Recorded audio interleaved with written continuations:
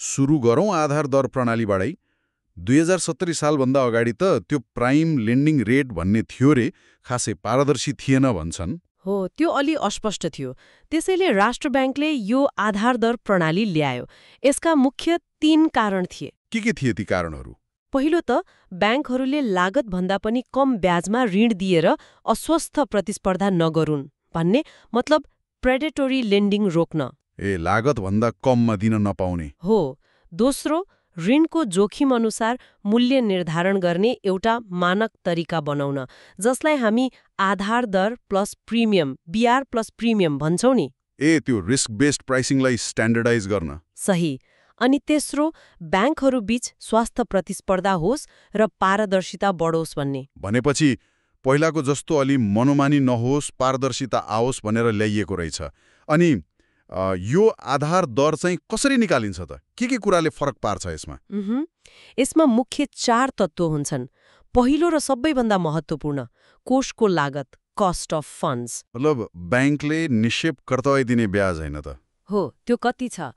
अनि दोस्रो, सञ्चालन खर्च, अपरेटिङ एक्सपेन्सेस, जस्तै कर्मचारी तलब, शाखा व्यवस्थापन, प्रविधि आदिको खर्च। अनि तेस्रो, जोखिम व्यवस्था, प्रोभिजन्स बा रिजर्भ्स। खराब कर्जा उठेन भने त्यसको लागि छुट्याउनु पर्ने पैसा।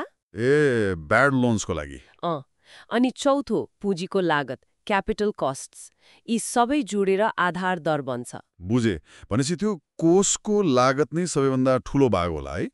निक्षेपको ब्याज दर तलमाथि हुँदा आधार दरमा सिधै असर पर्ने भयो। हो, कोषको लागत प्रमुख हो। त्यसैले त निक्षेपको दर घट्दा आधार दर पनि घट्छ।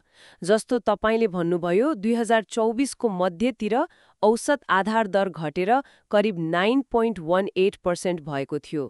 अघिल्लो वर्ष 10.32% थियो। घटेको देखिन्छ। तर पनि ब्याङ्क पछि आधार दर फरक छ।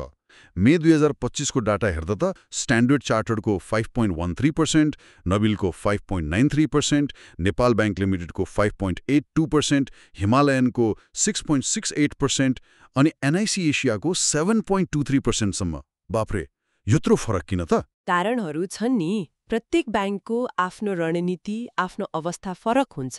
कसैको सञ्चालन खर्च कम होला। जस्तै स्ट्यान्डर्ड चार्टर्डको कुरा गर्दा उनीहरूको पहुँच विदेशी सस्तो निक्षेपमा हुन सक्छ। व्यवस्थापन पनि कुशल होला। इफिसियन्सीले फरक पार्यो। हो, कसैको निक्षेप सङ्कलन गर्न लागत बढी पर्न सक्छ। नबिल जस्ता ब्याङ्कको बलियो कर्पोरेट ग्राहक धेरै छन्, जसले गर्दा ऋण नउठ्ने जोखिम, डिफल्ट रिस्क कम हुन सक्छ।